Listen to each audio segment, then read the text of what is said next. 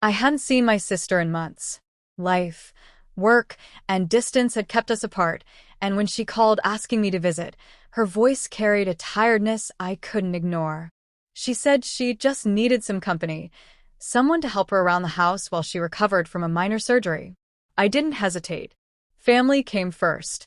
Her home sat quietly at the end of a narrow cul-de-sac, tucked between tall, aging trees. It was the kind of place that should have felt safe, warm even, but the moment I stepped inside, a chill brushed my skin. I shook it off, blaming the weather. My sister greeted me with a weak smile and a tight hug. She looked thinner than I remembered, her complexion pale beneath the overhead lights. I promised myself I'd stay as long as she needed, no matter what. Then he appeared, her husband, Mark. Mark had always been charming in a disarming sort of way. Handsome, polished, the kind of man who always knew the right thing to say. But today, his smile lingered a second too long. His hug was a little too close, his eyes a little too sharp. I laughed it off nervously, telling myself I was imagining things. The first evening passed without much incident. I cooked dinner, we watched a movie, and, for the most part, Mark kept to himself. Still, there were moments, fleeting, but impossible to ignore, when I'd catch him staring at me from across the room, his gaze heavy, unsettling. The next morning, as I moved around the kitchen making breakfast, Mark entered, freshly showered, towel around his neck, shirt clinging to his chest. He brushed past me to grab a mug from the cabinet, his hand grazing the small of my back in a way that made my stomach twist. I froze, unsure whether to say something or stay silent. Before I could decide, he was already pouring his coffee, acting as if nothing had happened. Later, as I folded laundry in the guest room, he passed by the open door, pausing just long enough to make an offhand comment about how good I looked in his house. His voice was casual, but his eyes said otherwise. I swallowed hard, heart pounding against my ribs. This wasn't nothing. I knew it now. Still, I said nothing. I didn't want to cause drama. I told myself that if I stayed busy, if I kept to myself, everything would be fine. But deep down, an unease had taken root, a silent alarm I couldn't shut off. I finished folding the clothes with trembling hands, every sound in the house suddenly louder, more threatening. I hadn't realized it then, but the safe, familiar world I thought I was stepping into had already begun to unravel, thread by thread, secret by secret. And soon, there would be no way back. The third day of my visit began like the others, quiet, unremarkable. My sister decided to run a few errands, assuring me she wouldn't be long. I offered to join her, but she waved me off, insisting I rest instead. I watched her car disappear down the driveway, unease settling into my chest like a stone. I busied myself in the living room, straightening pillows, stacking magazines. The silence of the house pressed against me, thick and heavy.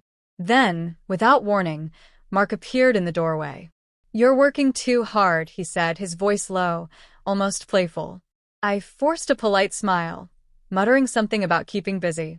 He stepped closer, far too close, and before I could react, he reached out, brushing a strand of hair from my face. His touch sent a jolt through me, not of warmth, but of terror. I stepped back instinctively, but the coffee table behind me limited my retreat. Mark only smiled wider, as if he enjoyed my fear. "You don't have to be scared," he murmured, advancing. Panic clawed at my throat. I opened my mouth to protest, but the words tangled uselessly.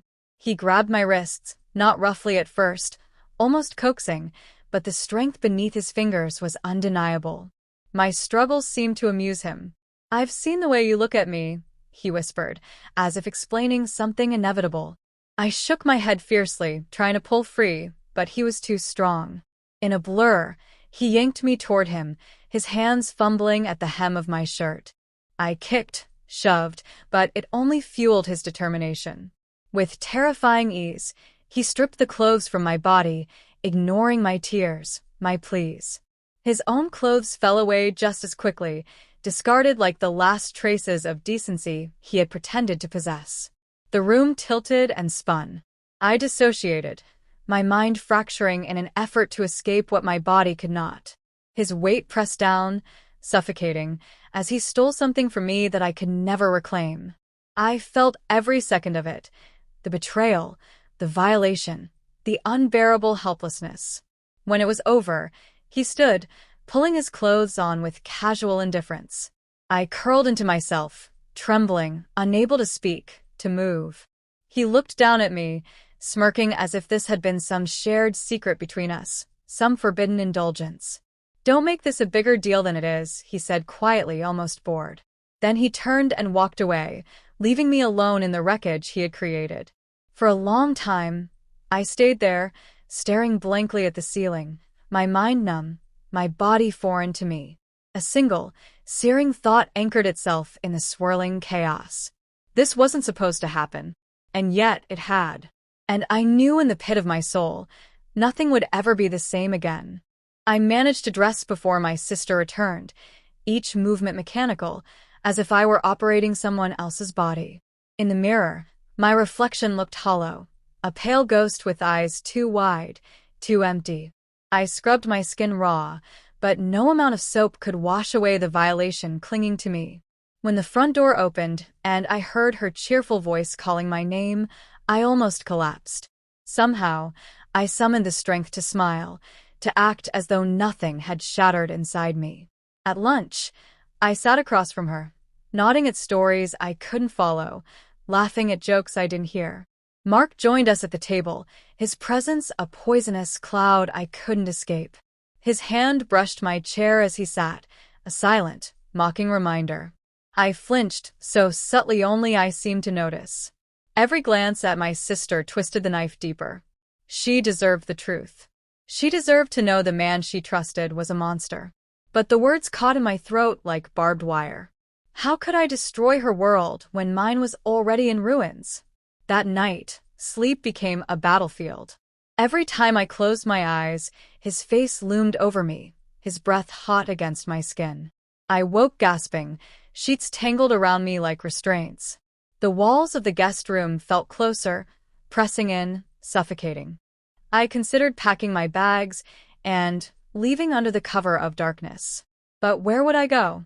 What would I say? My mind spun in frantic circles, chasing solutions that didn't exist. In the early hours, I heard my sister moving around the kitchen. I found her there, making tea, humming softly. She looked up, her face lighting with a tired but genuine smile. "You couldn't sleep either?" she asked kindly. I shook my head, unable to meet her eyes. She reached out and squeezed my hand, a simple gesture filled with sisterly love, and I nearly burst into tears. The guilt roared inside me, deafening, all-consuming. Mark entered a moment later, wrapping his arms around her casually, planting a kiss on her temple. She giggled, leaning into him, completely unaware. The sight made bile rise in my throat. I mumbled an excuse about needing fresh air and stumbled out onto the porch. The night air was cold and sharp, cutting through the fog of my thoughts. I gripped the railing until my knuckles turned white, trying to ground myself in the real, the tangible. But nothing felt real anymore. In the silence, a decision began to form, not with certainty, but with the numb resignation of someone drowning. I couldn't stay here. I couldn't look into my sister's trusting eyes another day while carrying this unspeakable secret. Tomorrow I would leave. I didn't know what excuse I would give or what story I would tell. I only knew I had to get away from this house, from him, from the unbearable weight of what had been done to me, before it swallowed me whole. The next morning, I knew it was time to leave. My sister was still asleep when I quietly packed my bags, moving with careful precision to avoid waking her. Each fold of clothing, each sip of the suitcase, felt like a betrayal. I had no plan, no explanation, just a growing, suffocating need to escape. Mark's absence that morning was both a relief and a curse. I couldn't face him, not after everything. But the quiet left me with nothing but my thoughts, the memory of his hands, his words, the cold, distant part of me that had refused to fight back, paralyzed by fear. I hated myself for it. I was about to leave through the back door when I heard her footsteps. My sister appeared in the hallway, her face soft with sleep, her eyes bright as she saw me packing. "Leaving already?" she asked, her voice warm, but tinged with confusion. "I thought you'd stay a few more days." I hesitated, forcing a smile I didn't feel. I need to get back to work. You know how it is." Her smile faltered, but she didn't press the matter. Instead, she walked over, wrapping me in a gentle hug. "I'm glad you came. Don't be a stranger, okay?" Her words pierced through me, a reminder of everything I was leaving behind. How could I ever tell her the truth? How could I destroy the woman who had always been my closest friend?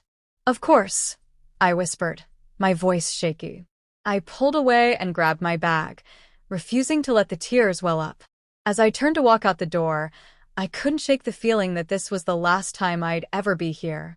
My sister would never look at me the same again, not after the things I knew, the things I couldn't say. And Mark, he would always be lurking in the shadows, a constant threat that I could never outrun. Stepping outside, the weight of the world pressed on me. I could feel the house behind me, a dark, oppressive presence that would haunt my memories forever. I could hear the faint sound of my sister's voice from inside, but it was muffled, distant, like a part of my life I would never return to. As I got into the car, I glanced back one last time. The house, my sister, everything I had known, was shrinking in the distance. My heart ached, but there was no turning back. In the days that followed, I tried to move on. I threw myself into my work, into anything that would keep my mind occupied. But there were moments when the silence would hit, when the trauma would seep through, uninvited, and I would find myself paralyzed, unable to breathe. I tried to forget, but some wounds don't heal. Some scars are too deep to cover up. The shame, the guilt, the loss, they became part of me. And so, I lived with the pieces of myself I couldn't reclaim, haunted by the silence I could never break.